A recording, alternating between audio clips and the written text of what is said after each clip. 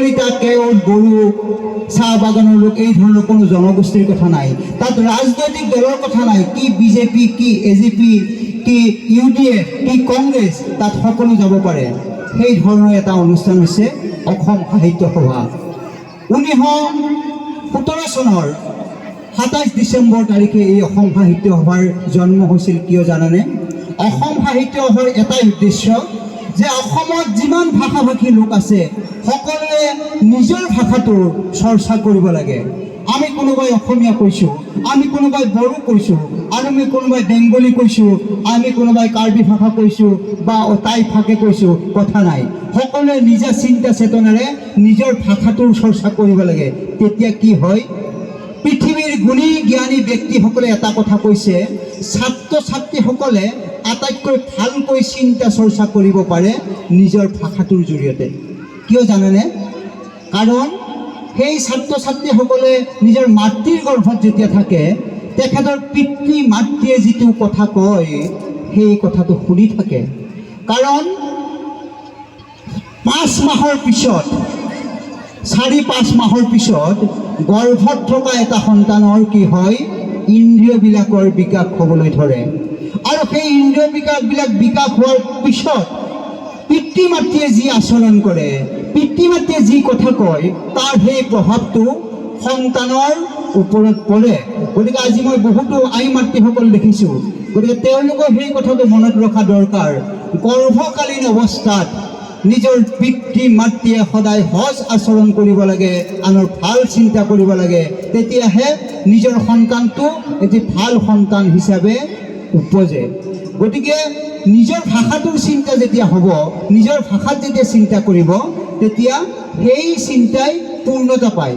সেইকাৰণে অসম সাহিত্য সভাই এই কথাটো কৈ আছে যে সকলোৱে নিজৰ চিন্তা চেতনাৰে উদ্বুদ্ধ হৈ নিজৰ ভাষাটো চৰ্চা কৰক। আৰু আজি প্ৰতিযোগিতাৰ যুগত আমি ইংৰাজী মাধ্যমৰ শিক্ষা ল'ব লাগিব বা অন্য ধৰণৰ মাধ্যমত আমি শিক্ষা ল'ব লাগিব। কিন্তু আমাৰ নিজা ভাষাটো যদি আমি বাদ দিওঁ, তেতিয়াহ'লে কিন্তু আমাৰ চিন্তা আৰু কল্পনা শক্তিয়ে পৰিপূৰ্ণতা নাপাব। এতিয়াও আমাৰ অসমত যিসকলে অসমীয়া মাধ্যমত শিক্ষা লাভ কৰিছিল, সেইসকল ব্যক্তিয়ে বিদেশত গৈ বিদেশৰ বিশ্ববিদ্যালয়ত প্ৰফেচৰ হিচাপে শিক্ষা আগবঢ়াই আছে। তেওঁলোকৰ কোনো অসুবিধা হোৱা নাই। ছাত্ৰ ছাত্ৰীসকলৰ কাৰণে মই এটা উদাহৰণ দিব খুজিছোঁ। কেইবছৰমান আগতে ছাত্ৰ ছাত্ৰীসকলে এটা নাম শুনিছিল, ধৃতিৰাজ বাস্তৱ কলিতা। আমাৰ ঘৰৰ ওচৰৰ বৰংপুৰ জাতীয় বিদ্যালয়ৰ পৰা মেট্ৰিক পৰীক্ষাত অৱতীৰ্ণ হৈ অসমৰ ভিতৰত প্ৰথম স্থান লাভ কৰিছিল। তাৰ পৰৱৰ্তী 2 বছৰ পিছত অসমৰ ভিতৰত উচ্চতৰ মাধ্যমিক শিক্ষান্ত পৰীক্ষাটো ধৃতিৰাজ বাস্তৱ কলিতাই প্ৰথম স্থান লাভ কৰিছিল। কিন্তু ধৃতিৰাজ বাস্তৱ কলিতাই অসমীয়া মাধ্যমৰ এখন জাতীয় বিদ্যালয়ৰ পৰাই শিক্ষা আৰম্ভ কৰিছিল। আজি ধৃতিৰাজ বাস্তৱ কলিতাই হায়দৰাবাদত শিক্ষা গ্ৰহণ কৰি আছে এটা উচ্চ পৰ্যায়ৰ শিক্ষা প্ৰতিষ্ঠানত। ধৃতিৰাজ বাস্তৱ কলিতাৰ মন ভৱিষ্যতে এগৰাকী বিজ্ঞানী হোৱাৰ। গতিকে ধৃতিৰাজ বাস্তৱ কলিতাৰ কোনো অসুবিধা হোৱা নাই, ধুনীয়াকৈ সলসলীয়াকৈ ইংৰাজী ক'ব পাৰে, তাৰ লগতে গীত মাতৰো চৰ্চা কৰি আছে। গতিকে এই অসম সাহিত্য এই চিন্তাটো কৰি আছে যে নিজৰ ভাষা সাহিত্যৰ জৰিয়তে যাতে ছাত্ৰ ছাত্ৰীসকল আমাৰ আগবাঢ়িব পাৰে, সেই চিন্তাটো কৰি আছে।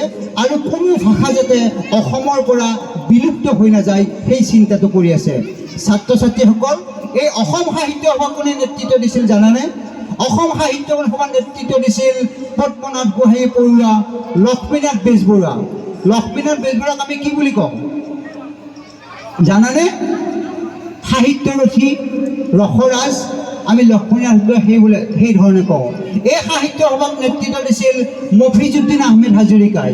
এই সাহিত্য সভাক নেতৃত্ব দিছিল মইদুল ইছলাম বৰাই। এই সাহিত্য সভাক নেতৃত্ব দিছিল সৈয়দ আব্দুল মালিক দেৱে। আৰু কিছুদিন আগতে এই সাহিত্য সভাৰ সভাপতি হিচাপে নেতৃত্ব দিছিল ইমৰান শ্বাহ ৰংবং তেৰাং মহাশয়ে। গতিকে সেই সাহিত্য সভাৰ আজি প্ৰতিনিধি হিচাপে মই ইয়াত আহিছোঁ। গতিকে আমি আশা কৰিম, আমি অসম দেশত থকা এগৰাকী নাগৰিক হিচাপে আমি অসম সাহিত্য সভাৰ এগৰাকী যদি আপোনালোকে সদস্য হয়, নিজৰ যদি ভাষা চৰ্চা কৰে। অসম সাহিত্য সভাই কোৱা নাই যে কেৱল অসমীয়া ভাষা চৰ্চা হ'ব লাগে, সেই কথাটো কোৱা নাই। অসম সাহিত্য সভা কৈছে যে সকলোৱে নিজৰ ভাষাটো চৰ্চা কৰক, তাৰ জৰিয়তে প্ৰতিটো ভাষা অসমত জীয়াই থাকক, সেই কথাটো কৈছে। গতিকে আমি আশা কৰিম যে ইয়াত যদি এই দুলীয়াপাৰা অঞ্চলত আমাৰ এটা শাখা, অসম সাহিত্য সভাৰ এটা শাখা খাৰুপেটীয়াত আছে, কিন্তু এই অঞ্চলত নাই। কিন্তু মই লক্ষ্য কৰিছোঁ যে এই অঞ্চলত নেতৃত্ব দিব পৰা, এই অঞ্চলত সমাজখন ধৰি ৰাখিব পৰা, এই অঞ্চলত সমাজখনৰ হকে কাম কৰিব পৰা, এই অঞ্চলত আমাৰ ছাত্ৰ ছাত্ৰীসকলক আগবঢ়াই লৈ যাব পৰা বহুতো গুণী জ্ঞানী নেতৃত্ব ল'ব পৰা ব্যক্তি আছে। গতিকে মই আশা কৰিম যে এই দুলীয়াপাৰা অঞ্চলক কেন্দ্ৰ কৰি এই বিদ্যালয়খনৰ জৰিয়তে অসম সাহিত্য সভাৰ এটা শাখা যদি আমি কৰিব পাৰোঁ, তেতিয়া ধৰক ভৱিষ্যতৰ দিনত আমি অসম সাহিত্য সভাৰ কিবা এটা অনুষ্ঠান আমি কৰিব পাৰিম। লগতে অন্যান্য যিবিলাক কাৰ্যসূচী আমাৰ থাকে, অসমীয়া ভাষা সাহিত্য সংস্কৃতি বিষয়ৰ যি ধৰণৰ কাৰ্যসূচী থাকে, সেই ধৰণে আমি আগবাঢ়ি যাব পাৰিম। কাৰণ এইখন হৈছে শংকৰদেৱৰ দেশ, এইখন আজান ফকীৰৰ দেশ। ইয়াতে সকলোৱে আমি হাতত ধৰা ধৰিকে আগবাঢ়ি যাব লাগিব। সেইকাৰণে আজান ফকীৰ চাহাবে এই তেতিয়াই গাই গৈছিল, মোৰ মনত ভেদভাৱ নাই আল্লাহ, মোৰ মনত ঘৃণ নাই আল্লাহ, হিন্দু কি মুসলমান একেহে আল্লাহৰ ফৰমান, মোৰ মনত একেটি ভাৱ। এতিয়া মোৰ বক্তব্যৰ সামৰণি মাৰিছোঁ। তাৰমানে মই এটা কাৰ্যালয়ত মই এটা চাকৰি কৰোঁ। আমাৰ অফিচৰ যিগৰাকী বৰমূৰীয়া, তেখেতক কৈ আহিছোঁ যে এখন বিদ্যালয়ত আজি এটা বৰ ধুনীয়া অনুষ্ঠান আছে, যে সৰ্বপল্লী ৰাধাকৃষ্ণন দেৱৰ জন্মদিন উপলক্ষে, শিক্ষক দিৱস উপলক্ষে এটা অনুষ্ঠান পাতিছে। তেখেতে আমাক বিনা দ্বিধাই ইয়াতে আহিব দিছে। গতিকে পিছৰ বেলাটো মই গৈ কাৰ্যালয়ত থাকিব লাগিব, গতিকে তেনেকৈ ভাবিছোঁ। কিন্তু মই যেতিয়া বিশ্ববিদ্যালয়ত আছিলোঁ, তেতিয়া মোৰ এগৰাকী ভাইটি আছিলে, মোৰ ৰুমমেট। আমি একেটা কোঠাতে আছিলোঁ, হাজোৰ শ্বাহজাহান আলীৰ হাতে আমি একেটা ৰুমতে আছিলোঁ। আৰু সেই ভাইটিৰ পৰা মই মাজে সময়ে দুই এটা অসমীয়া কাৱালী শিকিছিলোঁ। গতিকে মই শিকা অসমীয়া কাৱালীৰ এটাৰ অকণমান